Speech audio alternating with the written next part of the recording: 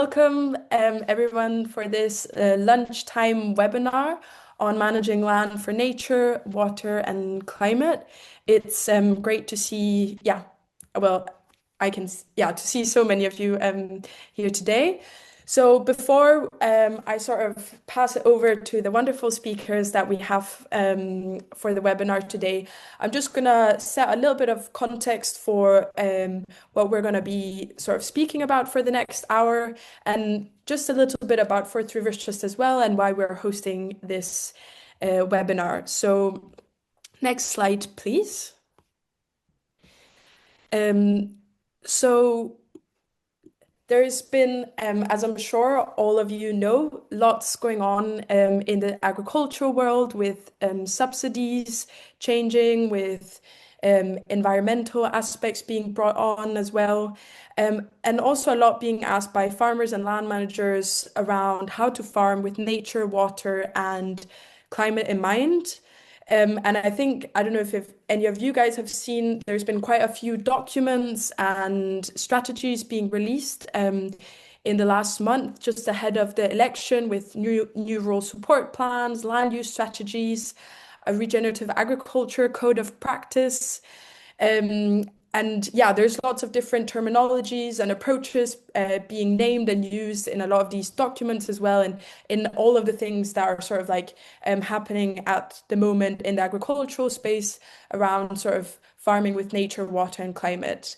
And so what we were hoping that we could do with this webinar was just to bring a bit back to the basics and talk about what does it really mean to farm with nature, water, and climate in mind.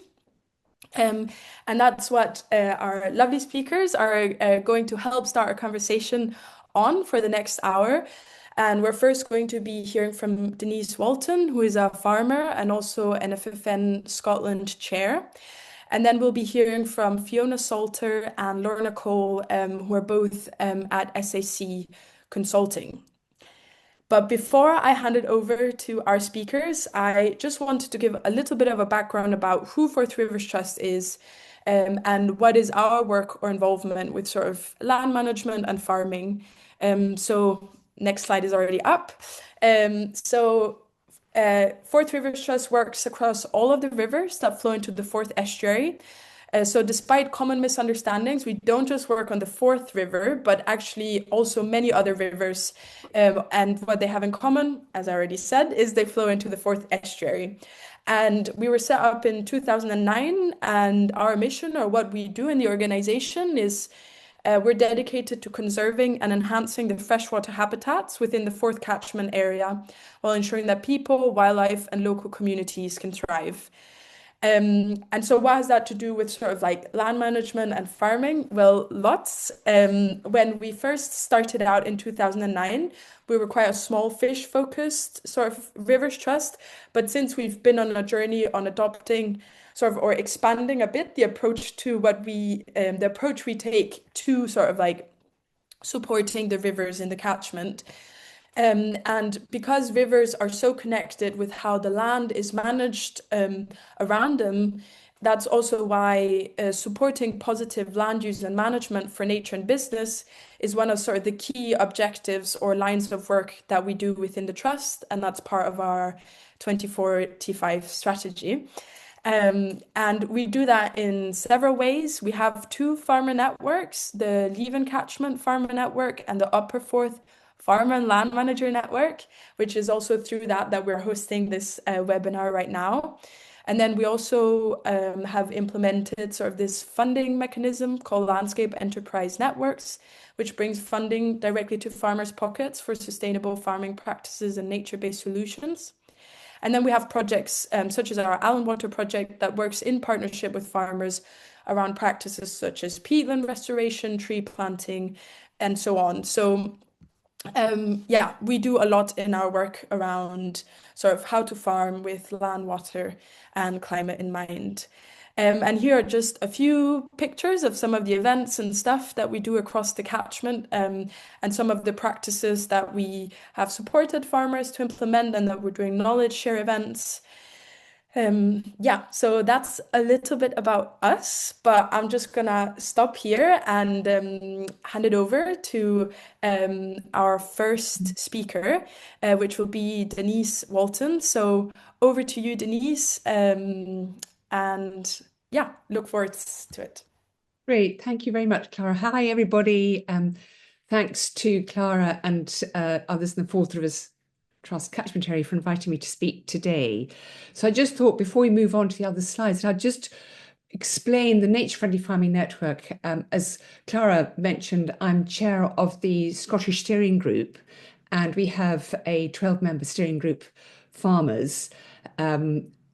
Other than two advisors who aren't farmers, but are part of the land management interest within Scotland. So the NFFN is farmer-led, farmer-organised, farmer-originated. It's UK-wide. We're a farmer stakeholder group, and we provide advocacy for farming with nature and the benefits of farming with nature, both within our industry and also in policy. So we're very involved in policy engagement, but also industry and farmer to farmer engagement.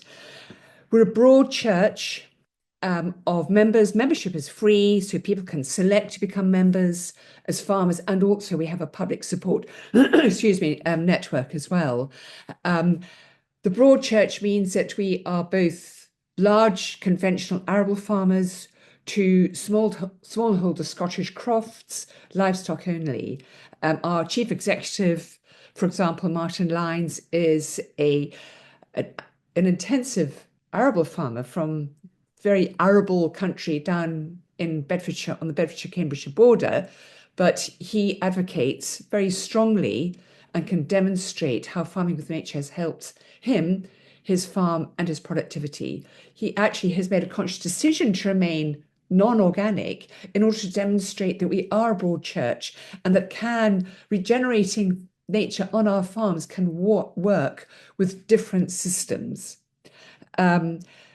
We work a lot together as a farm stakeholder group, developing both confidence and trust between us in how farming with nature can work for farm profitability and farm productivity. I think the NFFN website contact will go into the chat, and I really would encourage as many of you as possible to join up, farmer or public supporter. We need as much support as possible to demonstrate the incredible value, essential value of farming with nature. Next slide, please.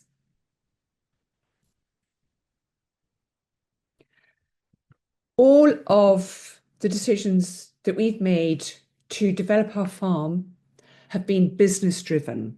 We're a farming business family. We have to remain solvent. We have to remain on our farm. So we have to manage our livelihood. But nature has always had a place at our table. And everything that we've implemented on our farm over the years has been an average implementation, standard implementation within all farmers' capabilities as farmers. So there's nothing magic with what we've done, nothing mysterious with what we've done. We've just made business-driven decisions to make improvements on our farm to make it more productive and also more profitable. So you can see the image in front of you. The red oval actually is where the farm steading is. So most of the farm actually comes sort of southeast towards the Berwickshire coast.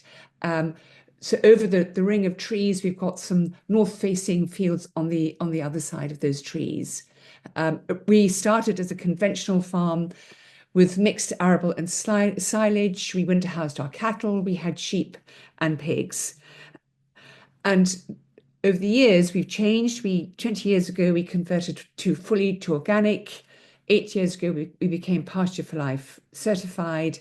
And now we're all year round outdoors with our cattle. We have been for 4 years, and we're all grass. We've also built an on-farm butchery, to which we sell our farm livestock. Next slide, please. So this is a rough sketch of the farm in 1993. which is the year that Chris, my husband, and I started in a neighbouring small holding and were invited to farm with our neighbour. And with her, we were managed to acquire more land. So in 1993, conventional, it was all of the northern part of the farm had been arable for 15 years at least, non-stop, season to season, before we took ownership. And you can see all the farm boundaries on that map are broken down fences, apart from one or two hedgerows and that extensive area of mature woodland. And what I've done for our own benefit is, if you think of the greatest habitat richness, if you like, is where you have habitats meeting that I call nodes, where habitats have met, and then edge density, because habitat structured edges promote biodiversity. In 1993, we had 8 nodes and 31 meters per hectare of edge density. So just keep that in mind for the next slide. Next slide, please. 2026, we're now livestock, beef only. We do also have flying flocks of mutton that we buy from another organic pasture life farm in Northumberland for our butchery. But that's brief grazing periods. So in the time that's passed, again, just emphasizing there's nothing magic about what we've done. We've just done it within our farmer skill capabilities. We've increased hedgerows by 175%. Woodland, there I've got a decrease of 25%, only to demonstrate that the ring of woodland that you'd have noticed in the first slide actually was 12 hectares of mature woodland, which we lost within the 4 or 5 hours of the Storm Arwen event. We lost over 1,000 trees, mature beech, sycamore, Scots pine. So having planted up to 26 hectares before Storm Arwen and increasing our woodland area by over 50%, within that sort of 5 to 6 hours of Storm Arwen, we lost 12 hectares of mature woodland and therefore reduced our woodland capacity on the farm to 25%, which is predominantly all the new woodland that we've planted. So what that's also meant since 2021, when Storm Arwen happened, is that our rough grass and scrub area has increased by 100%. So where the trees fell, and which we've cleared, there is habitat benefit there. So just notice nodal connections, there are connections between lots of different habitats, 69, and the development of multi-nodes. So from an ecological, structural, or nature farming structural point of view, the more connections you have between habitats, the more biodiversity you will get. And edge density, we've increased by 134 meters per hectare. Edge density of the sides of hedgerows and ponds and streams, all of which will attract biodiversity and increase biodiversity. Next slide, please. So I've just mapped there key farmland habitat indicator species. So we've got a wide diversity of species. And what this is showing us is that the natural biodiversity support system on our farm is working. So from red and amber listed birds, farmland birds, wetland plants specialists, significant increase in dung beetles, and also a few rarities, we can see just from these few plants that the farm is functioning as a nature-friendly farm, as farmers working with nature to produce a functioning, productive farm. Okay, what does it look like? Let's have the next slide, please. So what we have here on the left-hand side is our fattening cattle on tall herb grazing. So this is last year. These are the cattle that are fattening on grass. You'll see there's a lot of structure in that grass. There's quite a lot of perennial ryegrass. We base our grassland management on tall herb rotational grazing, paddock grazing, and the rate of rotation depends very much on weather, which my son, you can see on the right-hand side, who's principal manager of the farmland of the cattle management now that he's come into the partnership. What he's demonstrating there is deferred standing hay. So between tall herb grazing on a rotational system to deferred standing hay, which we use to improve the fibre of our all grass feeding system for our cattle. Next slide, please. Next slide, please. Thank you. The image to the left, take a really good look. So this is below that deferred standing hay. And if you, Angus is there, my son has pried it open, you can see a lot of green regrowth, although this is a pretty early, sort of late autumn time of year. So the cattle, and we will graze our dry cows on that. They'll get high fibre and they'll get fresh grass growth, which gives them the energy. So the tall standing hoe, a lot of our neighbouring farmers say to us, "What the hell are you doing, leaving that field ungrazed?" But actually, there's a very important benefit to that. And then the image on the right. So I've demonstrated with an earlier map that above ground biodiversity is demonstrating that we've got good function going on. Below ground biodiversity, we have good earthworm counts, good soil structure, good aggregation, because what we do is we leave grass to rest. So between our rotational periods, we are resting our grass to allow regrowth. We never overgraze, so there's zero overgrazing, but good indicators at both above ground and below ground diversity. Next slide, please. So on the left, these are our cattle overwintering. We bale graze, so we put our summer cut hay onto spools and we roll them out in front of the cattle, and that's how we give them their winter feeding.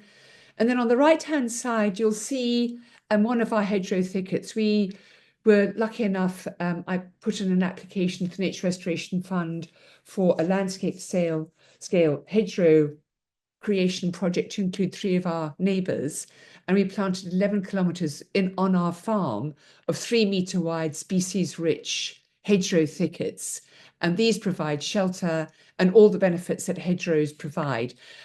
And the plan with that, we did this work ourselves. My son did the fencing, we did the planting. The idea is that with these thickets that they're never cut, so there's no fuel use to maintain, but the cattle will help us maintain them.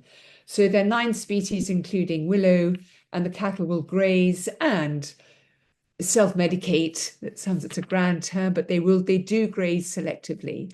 So this is year 2 of establishment. So you can see they're beginning to grow really nicely. Next slide, please. So a further demonstration of our below ground diversity and functioning is the fact that we're noticing over the last sort of 7 to 10 years, increasing dung beetle activity in our cattle dung.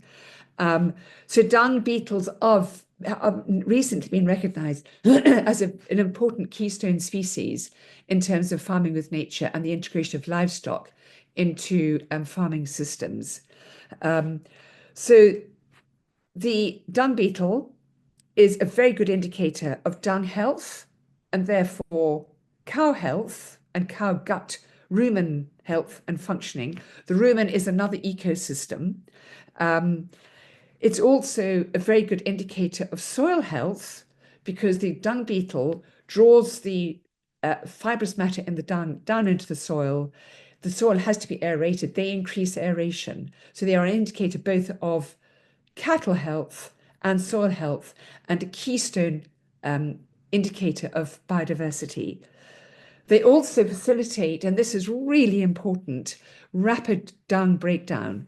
And in that way, we get nutrient cycling and we get parasite control. So the parasite control, again, is extremely important for the health of our cattle. Next slide, please. So let's just go through the direct benefits to Pelham of working with nature. So a business-driven decision was the need to drastically reduce input costs. And we knew we could do that. We had sufficient confidence to do this and rely on our partnership with nature to support cost reduction. So annual cost saving benefit, zero agrochemical application to our land, zero grain feeding, zero straw purchasing because we don't house our cattle, zero plastic use. That's a saving of £85,000 on an annual basis. So we've reduced our tractor use. So instead of 3 tractors, we've got 1 tractor, we've got a forklift, we've got a small Can-Am buggy, and we use horses for herding, with an 80% reduction in fuel use over the last 7 years.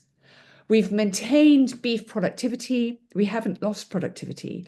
We've improved and increased grass regrowth.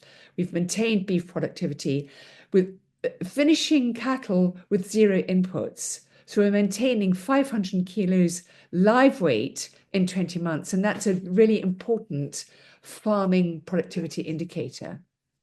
And in the period of 7 years, we've increased farm productivity by 25%. Next slide, please. So the results are healthy livestock. Before we were organic, we used to have a serious instance of coccidiosis. For those of you who are farmers, this is a really desperate bacterial parasitic infestation of the gut of the calf.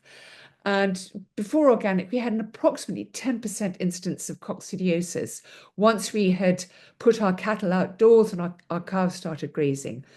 When we went pretty quickly after going organic, the incidence was reduced to between 0 and 0.5%. We have no pneumonia in our calves since calving outdoors. When we housed our cattle and our calves over winter, we had a 7% clinical instance of pneumonia, which we had to treat with vet and med, and there were 21% subclinical. So you see the early indicators, which meant that they just weren't thriving. And these were housed calves and cattle, but only winter housed. We put them out during the summertime. So minimum anthelmintic use, minimum wormer use. The max we would use on a cow basis would be £18 a cow. Conventional systems will use 43 pounds per cow. So immediately you see a reduction in use and cost. We have very good calving percentages, pregnancy diagnosis indicating between 98 and 99% pregnancy success. We're improving soil conditions, soil organic matter averages about 5%. We're implementing a 10-year grassland reseeding rotation of improving grass species and grass structure where we feel we need to.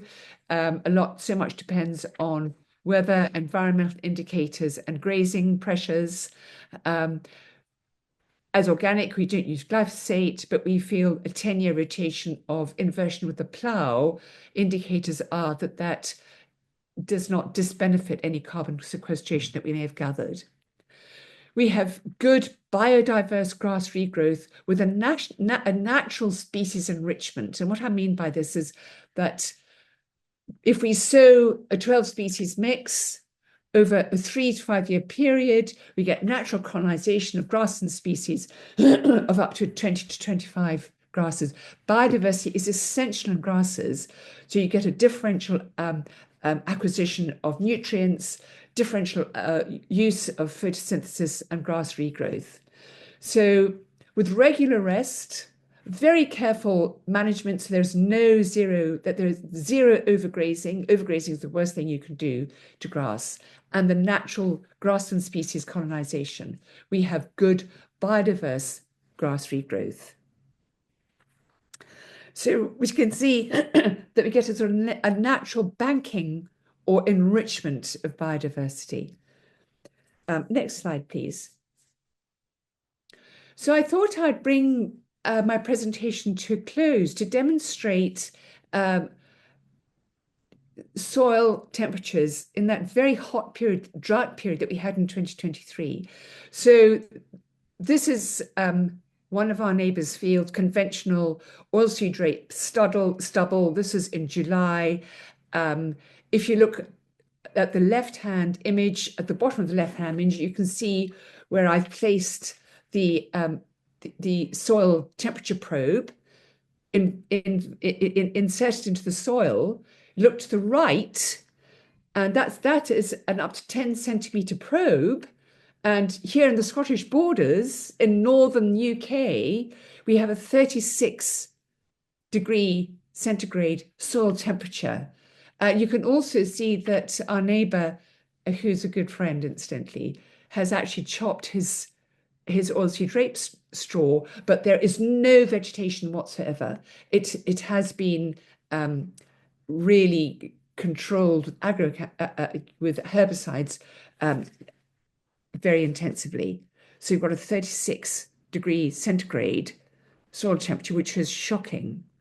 Next slide, please. So that very same day, I walked up the hill to one of our grass fields, and we had air temperature of 25 degrees and more and rising, because this is around midday. Inserted the probe into that grass, and if you have a look to the right, it's a 19-degree centigrade soil temperature. So within a matter of half a kilometre, we have these drastic differences between soil temperature. And that is extremely important indicator of farming with nature, because with high soil temperatures, the high soil temperatures will simply not sustain the critical microorganisms that break down dead plant matter. So we'll have a surface build-up without any improvement to soil condition, soil organic matter, or soil nutrient cycling. It just simply stops, and there will be no carbon sequestration. So this is a very essential indicator of farming with nature by subscribing to the sort of farming with nature principles of living roots in the soil, cover all the year round, integrating livestock, zero agrochemicals. And as an earlier slide demonstrated, while we're maintaining productivity, we are improving farm profitability. So we go really, so yes, keeping things cool, moist, and active in our warming climate. And we can do that. We have such agency as farmers to do that. So thank you very much. Thank you, Denise, for that. Yeah, it's just really interesting to hear about what you're doing on the farm and get an insight into that. I'd heard about the farm, and I think we've crossed paths before, but never had the chance to actually hear you speak about it more in depth. So that was really interesting. Thank you for that. So I'm now gonna pass it on to Fiona Salter and Lorna Cole, who are just gonna lead us into the, I guess it's two-part to the webinar, this one and then the next one. And yeah, so feel free to take it away. Oh, Thank you. sorry, can I just say, sorry, just one last thing. I forgot to say in the introduction that there's a Q&A at the end, so there's a chance to ask your questions. So please, if you do have any questions, feel free to pop them in the chat, and then we'll sort of be collating them whilst they're speaking, and then we'll have some time for Q&A at the end. Sorry for that. I'll pass it over to you now, Fiona. Thank you, Claire, and thank you, Denise. That was so interesting. Seeing the difference in the soils was, wow. Just I think even seeing that is really inspirational. Yes, I am Fiona Salter. Thank you for having me today. I'm from the environment team at SAC Consulting, which is part of SRUC, and I help run the Farming and Water Scotland initiative. And I'm here today to talk about water scarcity and how farmers can try to build resilience within their business. Next slide, please. To start with basics, I thought it would just be good to define water scarcity as the insufficient freshwater resource to meet human and environmental demand in a given area. So basically, there's not enough water to supply our needs and the natural environment and all the ecosystem services that are required. Originally or historically, water scarcity has been known as something that happens elsewhere in hotter countries, drier countries. However, what we've seen happening in future predictions, this is something that in Scotland is an area that we need to take seriously and start to form mitigation measures and resilience within our businesses to cope with potential water shortages in the future. So this graph here shows some of the trends. Oh, no, sorry. Thank you. As in light of this, we were asked to think about water scarcity and how that would impact the agriculture sector. So we've created a guide, which I'll talk about in a minute. But it stemmed from the fact that water availability is changing across Scotland. We need more resilience. Abstraction licences may be limited or restricted in the future, and all sectors within the agriculture community are going to be affected. CREW, the Scottish Centre of Expertise for Waters, released a research report in 2024 on the future predictions of water scarcity for Scotland, looking at the impacts of abstraction on distillery and the agriculture sector. And one of their findings was that as we approach 2050, over the 23 of Scottish rivers, we'll see drought occurring at double the average rate, which will have significant effect across the whole country. And we will see there will be differences between the east and the west. However, it is important to note that it will impact the whole country. So we need to start being vigilant and start to thinking about how we can mitigate against this. Next slide, please. Thank you. So one of the findings, apologies, I didn't put the reference in, but this is from the 2024 CREW report, which we can drop into the chat later.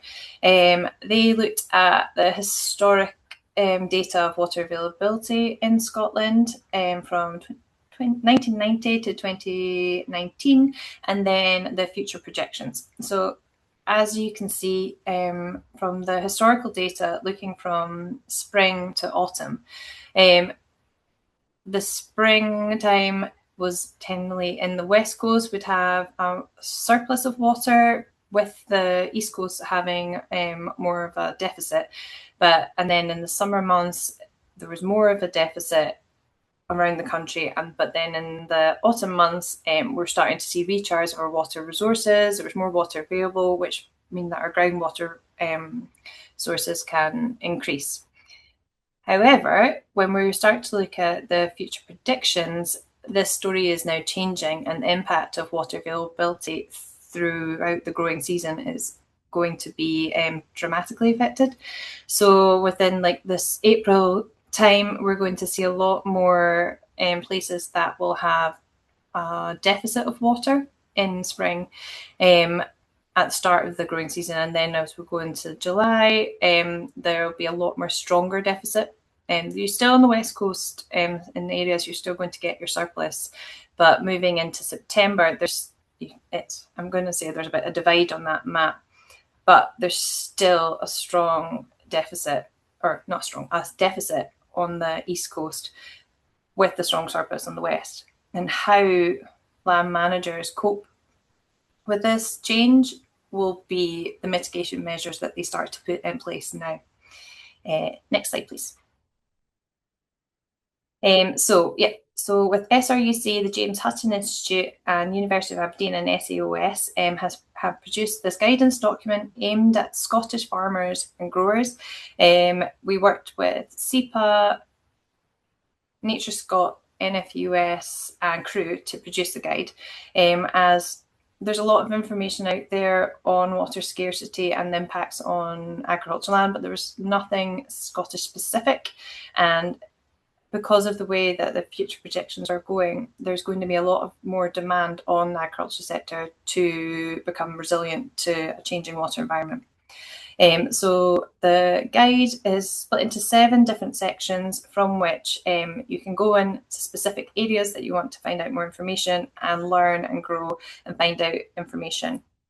So we discussed the current water situation, the regulation of what farmers need to know, SEPA's SEPA released from May to September water scarcity report, which highlights where water shortages are, the likelihood of the next week with weather patterns, with weather forecasting, and it just kind of gives you an idea of the water availability in your area. So it's really good. You can sign up for them or just check the SEPA website every week. However, they vary from, there's an alert system that starts from alert to significant, I want to say, and then where you fall in that depends. There's different mitigation options that will help you cope with that level of water, and different levels of authorization that SEPA will need you to comply with. And if you do abstract water, potentially where you fall within those alerts or levels, they may impact or have to reduce your abstraction allowance depending on the water available at the time. So we discuss that, and then we discuss how you can assess your resilience, which I'll go on to in the next slide, and then different ways to how you can increase your storage and water retention on your farm and increasing your resilience. And then that there is a link to the guide. So it's available in Crew Publications, or you can click that link and it will take you and you can download it. It is a PDF, but you can click the different areas that you're interested in. Next slide, please. So one of the main areas of the report was how the agriculture sector can build resilience into their farm. So we have created a 5-step process that farmers or growers can use to try and understand the risk that their business poses right now to water scarcity, looking at the different hazards, their vulnerability and exposure, and using all the different tools that are available currently to assess water usage on your farm, potential places that you might be able to increase your storage, management actions that you can do on your farm, and it just goes through a step-by-step process that will allow land managers to be able to develop and form a plan of action. Because starting from nothing, like what do you do next? What is best for your farm? Doing this will allow you to find out how your business can become more resilient and where your risks are. There is a podcast. I realised I haven't put the actual website address on, but I will drop it in the chat, that we discussed this chapter specifically with University of Aberdeen, just to give you more idea about how you can follow this process and what the end results will be. Next slide, please. Thank you. So the main effort or main output of the project is to build resilience on your farm. This infographic here is part of the document. We don't expect every farm to do everything. Like, every farm is unique, has different goals, different business requirements, different soil type, different slopes, different attributes. But it's all the ideas in this farm are to start a thought process of how you can potentially increase resilience on your farm. So whether it is by getting a soil moisture probe, so you can analyze what fields are dry. You can do, there's a lot of technology out there that will allow you to monitor it from an app on your phone, and then you can allocate water based on that, or you've got your tools for modeling to see where projected you put in weather reports for the summer, and they can help you pinpoint where your money would be best spent on irrigation and mitigation options, or whether you would be better to actually where to spend your money. So it's like, could you upgrade your irrigation system to something that might be a bit more efficient for your farm? Looking longer term, is your irrigation system going to withstand reduced rainfall in the future? Could you potentially have a storage lagoon on your farm? It'll be an increase in cost now, but will it pay dividends in the future? Or doing something smaller, like could you retrofit a rainwater harvester on your farm? Things like that. Sorry, I know I'm consciously running out of time, but so it's all about trying to keep water on your farm for as long as possible.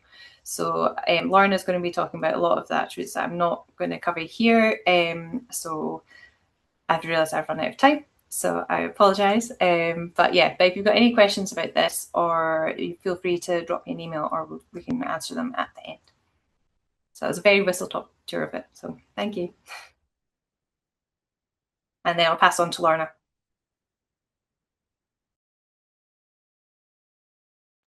You're muted, Lorna. Sorry.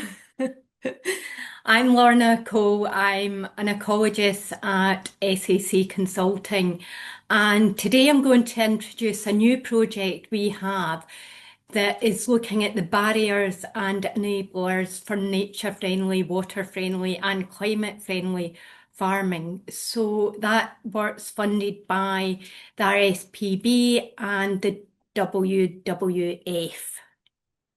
Next slide, please. So as you know, we're in the middle of a biodiversity crisis. Our climate's getting warmer, more extreme weather events, and we're also at the same time losing species. And these factors are interactive. So I think Denise explained that perfectly when she demonstrated how the elevated temperatures in soil could reduce biodiversity. And this can result in a feedback, so that loss in biodiversity results in poorer soil structure, results in greater water runoff and loss of water. Could you click on? And the loss of biodiversity is actually identified as a key risk. The World Economic Forum indicates top 4 risks to our future are all environmental, with biodiversity loss being the third important. So we don't have to worry about Donald Trump or AI taking over the world. We have to worry about the loss of our wildlife. Next slide, please.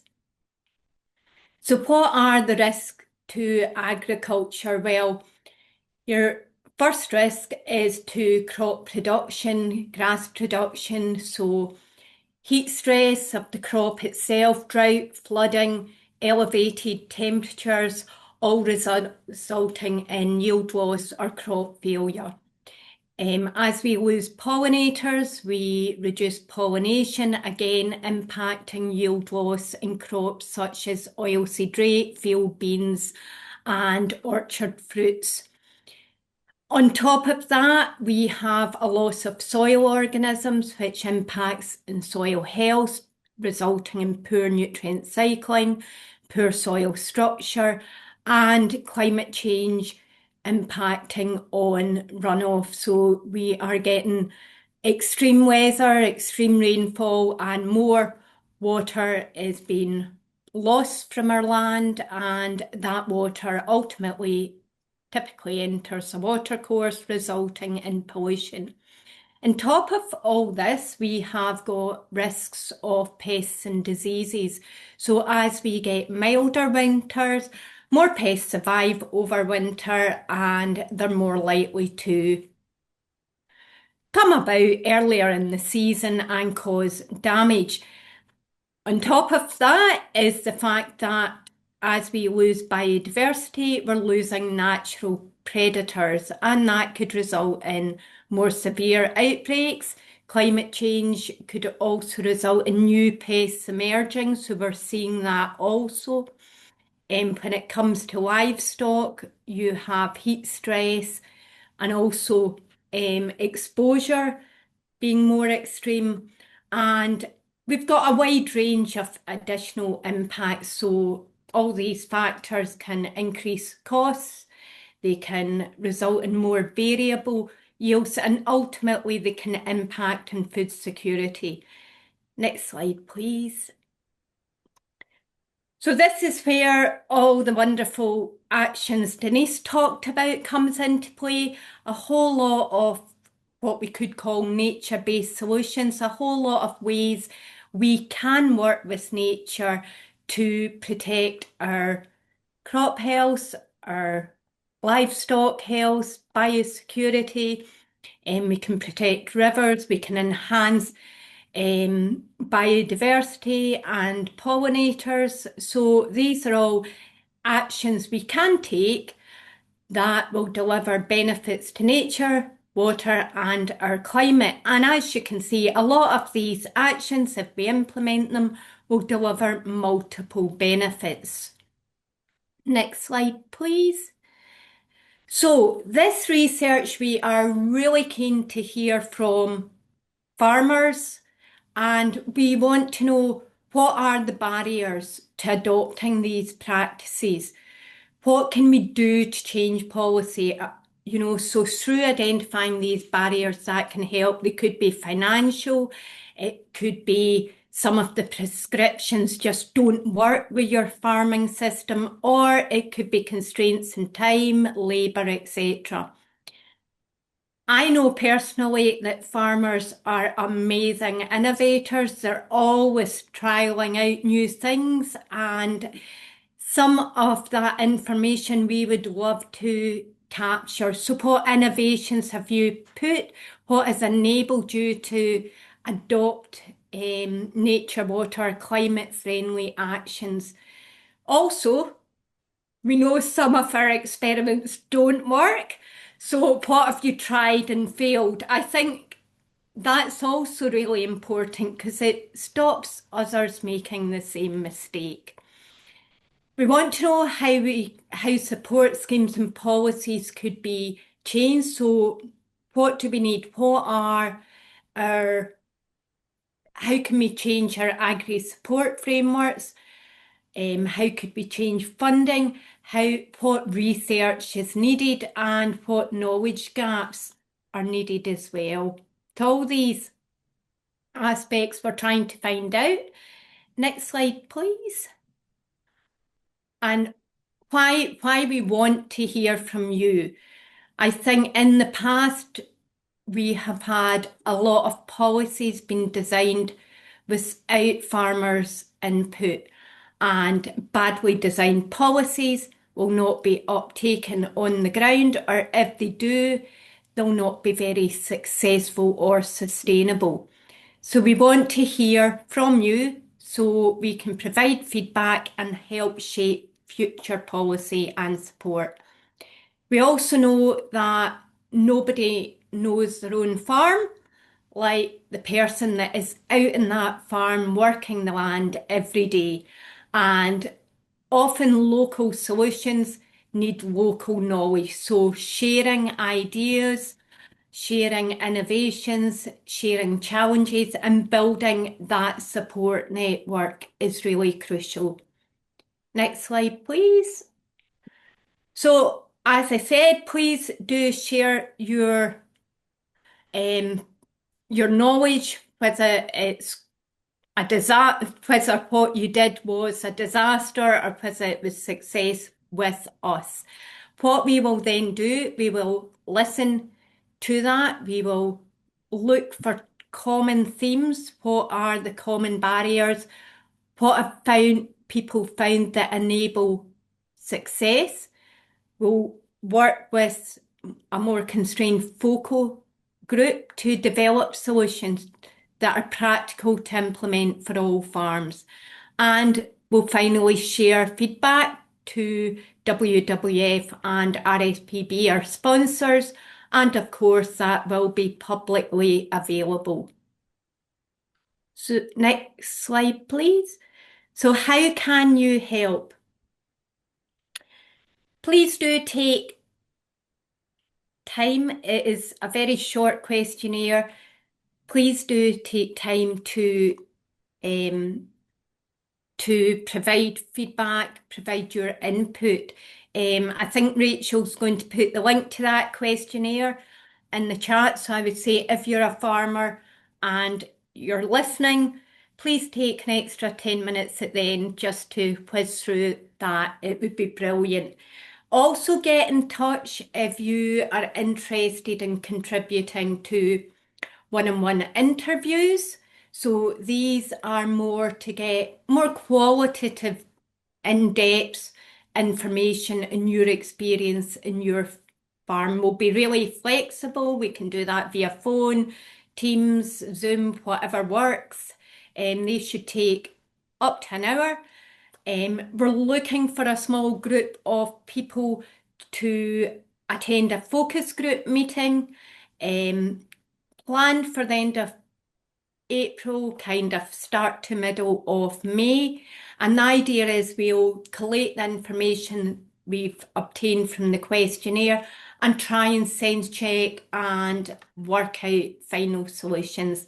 And finally, we want to showcase what Scotland does best, and that is to support wildlife and food production. So we're looking for people like Denise to showcase the wonderful things they've done on their farm. So I would like to thank you for your attention, and I think we're going to ask for questions now. Yes, thank you so much, Fiona and Lorna. Yeah, really interesting as well. And as you said, Lorna, as well, we're just gonna go into a bit of a Q&A now, and I've been keeping track of the questions that are coming in through the chat and through the Q&A. And I thought it'd be nice, maybe rather than just only taking individual questions, there's some themes that are coming out. So I've sort of looked at some of the questions and tried to group them a bit. So I think I'll just give a couple and then direct them to you guys, and then we can go on to the next one rather than just purely individual ones. So one of the themes that have come up where we have several questions under that are sort of around farmer motivation and interest to, I guess, implement some of the practices that we have been talking about. And yeah, sorry if I'm not mentioning who has been giving the questions, but I've been collating them on a document, so I've lost track of who wrote what. So I'm just gonna share some of the questions now, but without mentioning who. So there was some, and within those, there was some questions too that I think were quite particular to Denise. And then one that I think is maybe a bit more general. So the first ones that were to Denise one was sort of saying that they assumed your neighbors would agree with some of the practices that you do. So why haven't they followed your lead? And then also another question that was sort of asking, in a similar vein, are you finding that there's more farmers that are interested in nature-friendly farming practices in the context of nitrogen price hikes? And then if I can just mention the last one that I think is a bit more directed to everyone with regard to sort of farmer motivations. There was a question that was asking, and I think this was particularly to, I think after Fiona's talk, but it says here, you finished by saying importantly that for water resilience, a farm needs to keep water on their land for as long as possible. This can be a big shift in focus for farms where in the past dredging of ditches, etc. was a priority to try and get water off the land. Any thoughts on what helps farms make that shift in perspective? So maybe if we can just start with you, Denise, and you can see how you want to answer some of the questions. Also feel free to touch upon the last one if you want.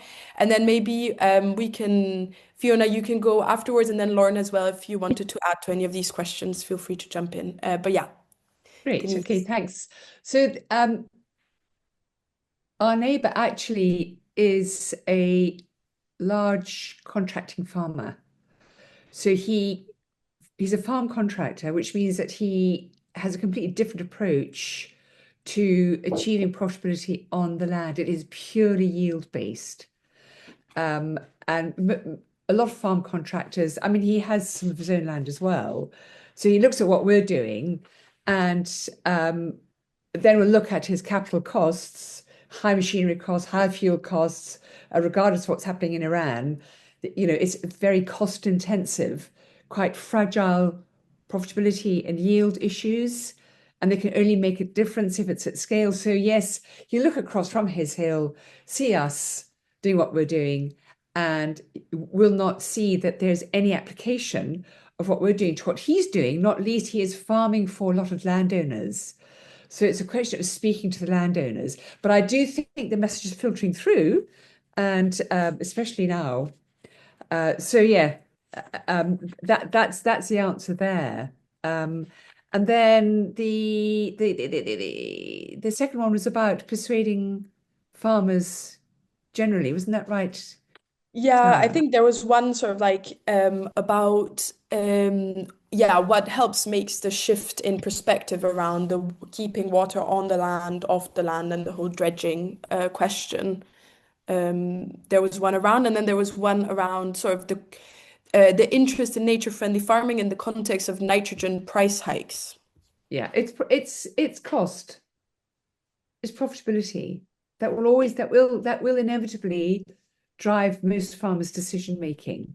So it's really up to as many practitioners, advisors, advocates to make the link between profitability and biodiversity and climate.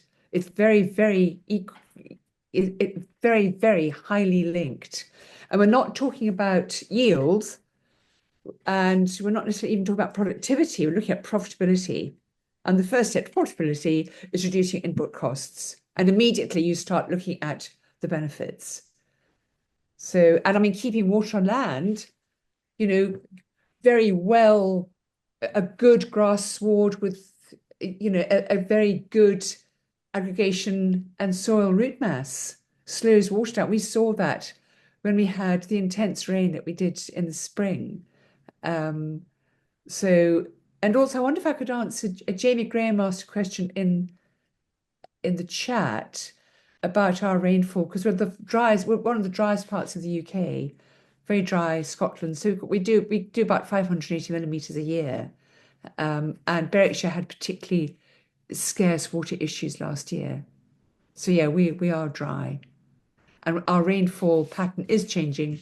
We're getting, and even changing to what SEPA say, we're getting very cold, wet rain, late autumn, early spring, and then very dry summers.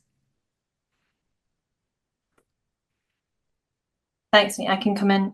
I think a lot of the items that Denise was talking about were like barriers and enablers for farmers to act with this, is what the kind of data that we're trying to get with the WWF project. So if you are encountering these, that's the type of thing that we need to document, and then we will then use this publication, this research project, to hopefully try and tell people that it's there. So farmers want to act, but all these barriers are in place. And it does come down to cost and time and what's available, like, because farms are businesses, so they need to be viable. So we need to find ways to reduce the barriers to enable farmers to farm that they want to farm in a very stressed environment where prices are just going up and up and up. And it needs to be cost effective for people to do it. And where that cost lies needs to be discussed wider. And apologies, I did have a section on slowing the flow, which would have answered quite a few of the questions that came up, but I ran out of time. So I can now use this question to answer it, which is great. So yeah, keeping water on farm is really good for soil health, crop growth, livestock, everything. But traditionally it was getting the water off as fast as possible. So, because you don't want a soaking wet field. However, finding clever ways to increase water retention on your farm, whether that if you've restoring peatland, if you've got artificial drainage in peatland, and that's not obviously going to be suitable for every farmer. There are different revenues that you can go down to make money from that, or like installing leaky dams in certain areas that can potentially hold water there, or even putting in a storage lagoon that you are taking drainage from your land, so you still have your drains and you can clean those drains out within GBRs. We've just done a lot of videos on the ditches and drainage, which you can find in Farming Water Scotland, where we got SEPA involved to try and provide more information in a easier to understand way of what you can and can't do with cleaning out ditches and dredging. But if you put in a storage lagoon, you can trap that water. There are authorization. You do need to have authorization from SEPA for that, but it's not onerous. And SEPA are there to talk. They want to protect the water environment. They are wanting to have discussions with you. It's not always the easiest sell. I'll admit that, but they are there to talk and they want to help you do it. And it's like having your soil covered, like having that different root depth from different crops. All this type of thing can help slow the flow, keep it on. But yes, it is a mental change from what has been like water must leave a farm now. But I feel as water becomes more restricted, this will naturally have to change because farmers will need to find different ways to keep water on their land. And I also didn't say improving organic matter in your soil as well, but I appreciate I've been talking for a while, so.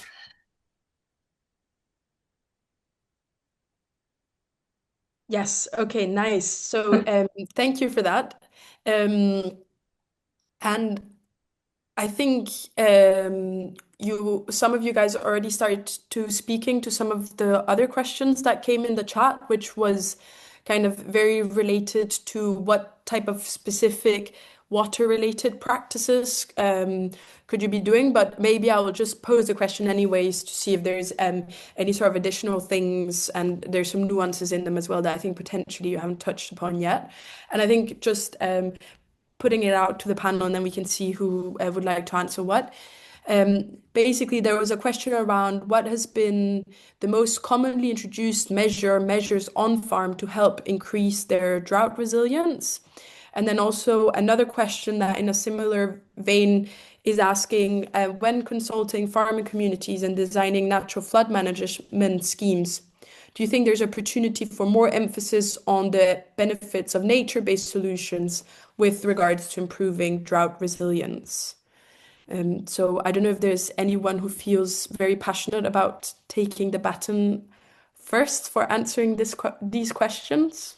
I think it's how you pitch it personally. Like, it's because if you're pitching something as a business case to improve cost that management, that might get a lot, or talking about a specific grant scheme that's available that they would be good to apply for. Yes, we can talk about the environmental and nature benefits of it. However, it depends who you're speaking to. I feel personally from my experience, I don't know if Lorna or Denise have different thoughts, but I think another aspect is about future-proofing the business, and our weather extremes are only going to get worse. And I mean, Fiona talked really eloquently about keeping water on land, and it's kind of in the soil where we want it most. We're not, we're not expecting everyone to create big floodplains, but if you can get that organic matter into your soil, if you can get good soil structure, different rooting depths, it means that the water infiltrates into the soil and you've got that organic matter to hold and store it as well. You've got different rooting depths to access the water. So it is about future-proofing the business. And I think Caitlin, was it, that mentioned that, about the role of technology. And I think that has a really crucial role to play going forward. So even in things that are not at all nature-based solutions, such as rainwater capturing systems and roofs, that provides resilience, but it also combats drought in water courses on the farm if you're abstracting water for use. So there's win-wins as well with technology. Yeah, I think really the best and most effective way of slowing water is actually in the soil and with lots of fibrous structure, root matter. So it's physical structures that slow water and wind down. And, we know this. We know how water runs off asphalt, how wind is turbulent in built-up areas, but on our farms, especially farms like us, which we're mid-catchment for both the Tweed and the Eye Valley, so slowing water down up with us by lots of roots in the soil and lots of hedgerows and as much woodland as possible and ponds will slow it. That is the most effective way of doing it. And if you sow grass, you could, I'm hazarding a wee guess here. I think you could be slowing water infiltration down within a matter of 2 to 3 years, depending on germination and growth.